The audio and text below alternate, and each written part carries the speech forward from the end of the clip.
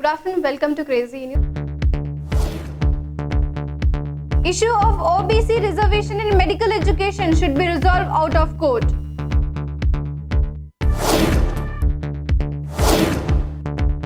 Major road accident in UP's Barabanki. At least 18 dead, 19 injured after speeding truck hits bus. Flash flood triggers by heavy rain hit Himachal. 1 killed, 10 missing.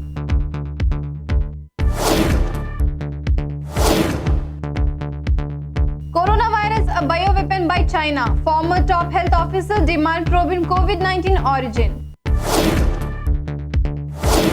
CM designate Basavaraj Bommai to review COVID-19 and flood situation in Karnataka after swearing in. US Secretary of State Antony Blinken to meet PM Modi. EAM Jaishankar on Maidan India visit. Tokyo Olympics 2020 Day 5 live updates.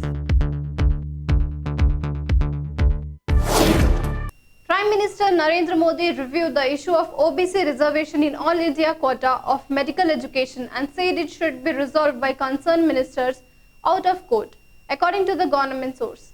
The demand has been pending for several years now despite several litigation being made in courts. For now, 15% of undergraduate and 50% of postgraduate seats in state-running medical colleges are enmarked as All India quota. There are reservations for SC and ST in this quota but not for OBCs. At least 18 people were killed in a major road accident at Barabanki in Uttar Pradesh after a double-decker bus hit by a speeding truck on the Lucknow-Ayodhya National Highway. Near the Ram Sanehi Ghat police station area in the district, the incident took place around 1:30 am in the intervening night between Tuesday and Wednesday. Reported HT Sisters publication Live Hindustan, as many as 19 passengers were also left gravely injured in the incident, said UP police official familiar with the development, adding that the wounded passengers would rush to the district hospital for the emergency medical treatment.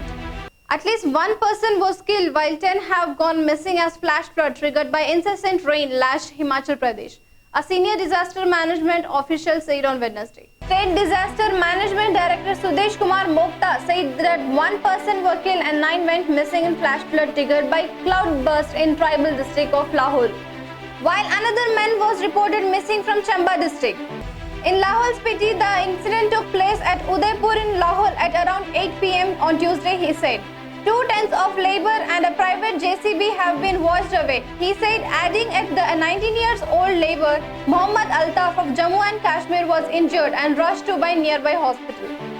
Calling the SARS-CoV-2 virus an artificial created bioweapon by China, the former Director General of Health Service moved to Patiala House Court in Delhi seeking direction for the registration of an FIR by the National Investigation Agency to get the bottom of the origin and spread of the COVID-19 virus.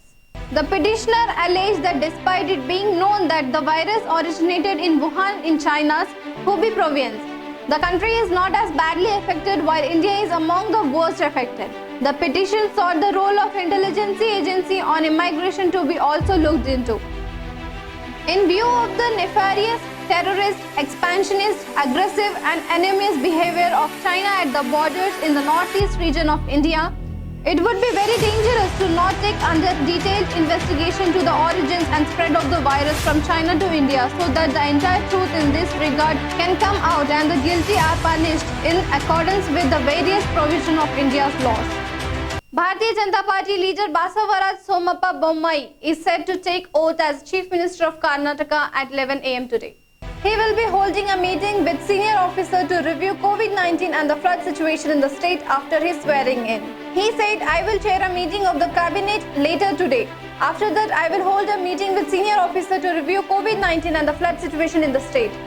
Son of former Chief Minister of Karnataka S.R. Bommai, a mechanical engineering graduate from former Janata Dal, leader Bommai was appointed as 23rd Chief Minister of the Karnataka by BJP High Command on Tuesday.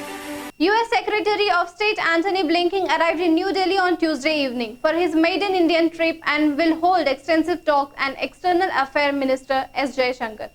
The talks are due to being at 12 p.m. He is slated to meet National Security Advisor Ajit Doval and later he will meet Prime Minister Narendra Modi at 4:30 p.m.